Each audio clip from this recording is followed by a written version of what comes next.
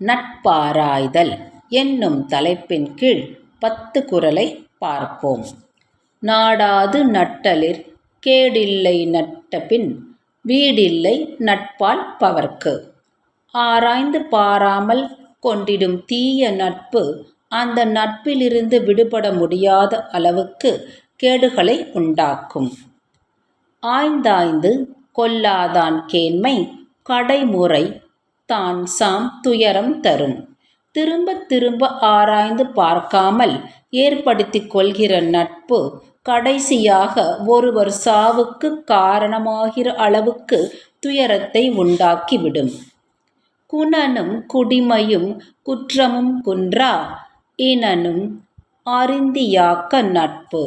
குணமென்ன குடிப்பிறப்பு எத்தகையது குற்றங்கள் யாவை குறையாத இயல்புகள் எவை என்று அனைத்தையும் அறிந்தே ஒருவருடன் நட்பு கொள்ள வேண்டும்.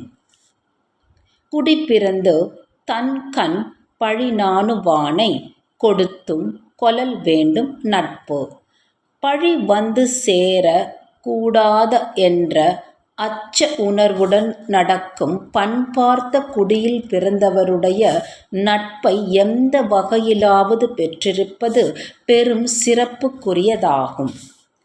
அழச்சொல்லி அல்ல திடித்து வழக்கறிய வல்லார் நட்பாய்ந்து கொளல். தவறு செய்கின்றவர் கண்ணீர் விடுமளவுக்கு கண்டித்து அறிவுரை வழங்கக்கூடிய ஆற்றலுடையவரின் தவறு செய்கின்றவர் நட்பாக எண்ண வேண்டும்.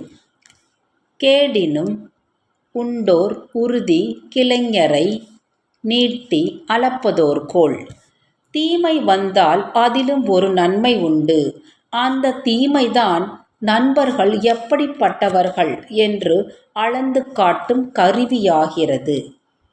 ஊதியம் என்ப தொருவர்க்கு பேதையார் கேண்மை ஓரி விடல்.